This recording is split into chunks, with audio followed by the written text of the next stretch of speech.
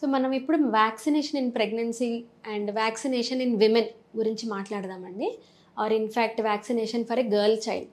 So WHO ప్రకారంగా ఒక vaccination schedule అనేది ప్రతి చైల్డ్కి మనకు ఉంటుంది, whether it is a boy baby or girl baby. So దీంట్లో basic infections like polio, hepatitis, తర్వాత ట్యూబర్క్లోసిస్కి BCG, ఇవి వ్యాక్సినేషన్స్ కవర్ అయిపోతాయి. దీంతో పాటు మనకు కొత్తగా వచ్చినవి ఏంటంటే measles, mumps and rubella. So ఇంతకుముందు అది ఆప్షనల్ ఉండింది, ఇప్పుడు కంపల్సరీ వ్యాక్సిన్ అయిపోయింది. Whether it is a girl or boy, MMR అంటాం, మీజిల్, మమ్స్ అండ్ రుబెల్లా తప్పకుండా మిస్ అవ్వకుండా వేయించాలండి.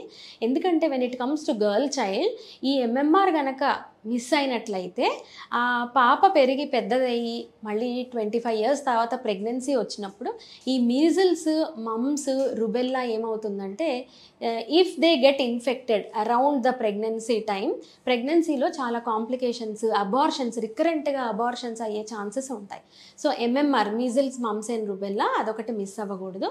అలాగే చికెన్ పాక్స్ వ్యాక్సిన్, ఇది కూడా చికెన్ పాక్స్ ప్రెగ్నెన్సీలో వస్తే ఫస్ట్ ట్రైమెస్టర్లో అబార్షన్స్ అయ్యే chances. And then scarring of the baby, అంటే బేబీ కడుపులో ఉన్న బేబీ కూడా చికెన్ పాక్స్ వచ్చి డెలివరీ అయిన తర్వాత న్యూమోనైటిస్ అంటాం, అంటే న్యూ బార్న్ బేబీకి న్యూమోనైటిస్, చికెన్ పాక్స్, న్యూమోనైటిస్ ఇవన్నీ చాలా కాంప్లికేషన్స్ ఉంటాయి. సో చికెన్ పాక్స్ వ్యాక్సిన్ కూడా ఒకటి మిస్ అవ్వకూడదు. And definitely hepatitis B, infective hepatitis A. So ఈ వ్యాక్సిన్స్ కూడా కొత్తగా వచ్చినాయి కాబట్టి liver disorders always they are very dangerous to handle during pregnancy. Liver problem అయినప్పుడు క్లాటింగ్ ప్రొఫైల్ అనేది కంప్లీట్గా డిస్టర్బ్ అవుతుందంటే, మనకు మామూలుగా వేలు కట్ అవుతే బ్లడ్ క్లాట్ అవుతుంది కదండి, సో అది మొత్తం డిస్రప్ట్ అయిపోతుంది. సో డ్యూరింగ్ డెలివరీ బ్లీడింగ్ అవుతుంది, నార్మల్ డెలివరీ కానివ్వండి, సిజేరియన్ కానివ్వండి. సో ఆ లివర్ డీకంపెన్సేటెడ్ స్టేజ్లో డెలివరీ కనుక అవుతే అది చాలా పెద్ద కాంప్లికేషన్ అవుతుంది. ఒక్కొక్కసారి మదర్ని కూడా సేవ్ చేయలేకపోతాం ఒక్కొక్కసారి hepatitis. So please don't miss your hepatitis vaccines, hepatitis B and hepatitis A. And ఇప్పుడు లేటెస్ట్గా వచ్చింది ఒకటి cervical cancer vaccine. So WHO and even WHO అంటే వరల్డ్ హెల్త్ ఆర్గనైజేషన్, ఇంకొకటి CDC అంటామంటే centre for disease control. So ఈ రెండిట్లో కూడా రీసెంట్గా సర్వైకల్ క్యాన్సర్ వ్యాక్సిన్ అనేది మ్యాండేటరీ చేసాం మనం. అంటే ఇంతకుముందు ఆప్షనల్ ఉండింది, ఇప్పుడు మ్యాండేటరీ చేసాం. So which is the best time for any girl to take cervical cancer vaccine, అది నెక్స్ట్ క్వశ్చన్.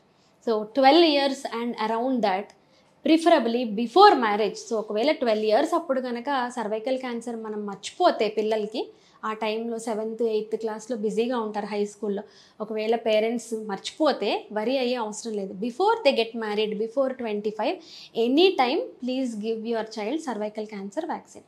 ఇంకో కామన్ క్వశ్చన్, మరి మన సంగతి ఏంటి?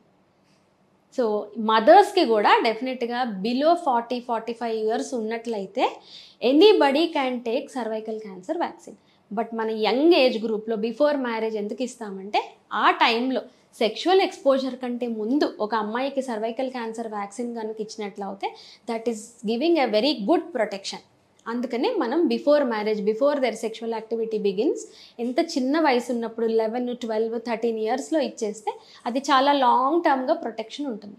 సో 3 doses ఉంటాయండి, 0, 1 and 6.